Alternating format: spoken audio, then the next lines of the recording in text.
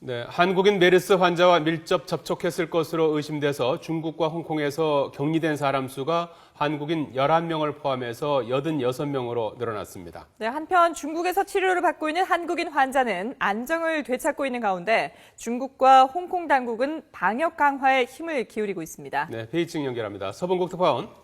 네, 베이징입니다. 예. 자, 메르스 확진 판정을 받은 한국인 환자의 상태가 호전돼서 안정을 되찾고 있군요.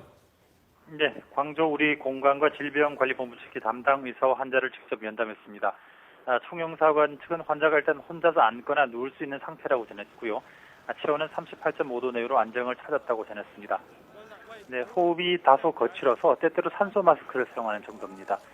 중국 현지 언론들도 중환자실에 설치된 화상 전화기를 통해서 한국인 환자가 침대 위에 앉아서 휴대전화기를 만지작거리는 모습을 볼 수 있었고 또 전체적으로 진료에 잘 협조하고 있다고 전했습니다.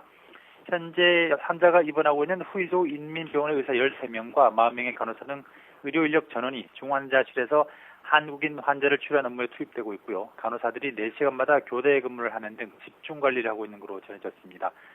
일부 중국 네티즌들은 우리나라를 향해서 연일 비난의 화살을 쏘아대고 있습니다.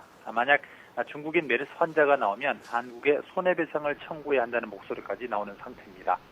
또 우리나라 여행 상품을 예약했던 중국인들의 취소도 이어지고 있습니다.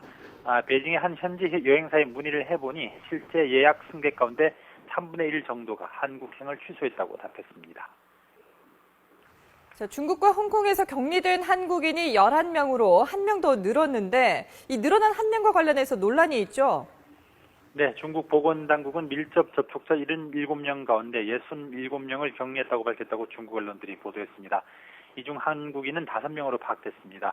또 홍콩 보건당국은 어제 한국인 남성을 추가 격리해서 격리자가 한국인 6명을 포함해서 19명으로 늘었다고 밝혔습니다. 이 한국인 남성은 지난달 26일 메르스 확진 환자가 홍콩으로 입국할 때 같은 비행기를 탔습니다. 하지만 홍콩 당국이 환자 주변 승객을 추적해서 이 남성을 격리 대상으로 지목했을 때는 이미 한국으로 돌아간 뒤였습니다.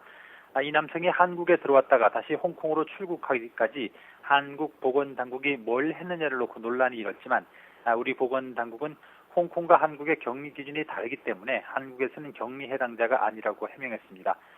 홍콩 보건당국은 한국에서 메르스 사망자가 발생하는 등 메르스 확산 위험이 증감에 따라 한국을 다녀온 여행객을 특별 감시하는 등 방역 체계를 강화하기로 했습니다. 지금까지 베이징에서 전해드렸습니다.